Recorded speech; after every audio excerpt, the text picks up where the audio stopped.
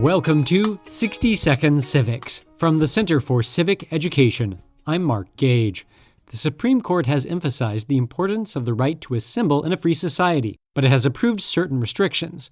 For example, in 1939, the court held that people have the right to assemble in a public forum, such as in the street, in parks, and on sidewalks. But government is responsible for ensuring that demonstrations remain peaceful and do not endanger community safety or unreasonably inconvenience the public.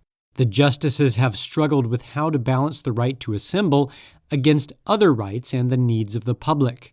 The court generally has held that time, place, and manner restrictions, which affect when, where, and how assemblies occur, are permissible if two conditions are satisfied.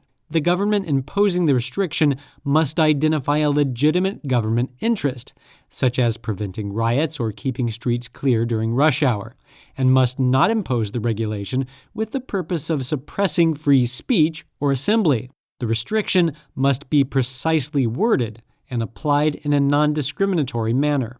That is, the restriction must apply to all groups and cannot be imposed because of the theme or subject of the assembly. That's all for today's podcast. Thank you to our sponsor, T-Mobile, the leader in 5G.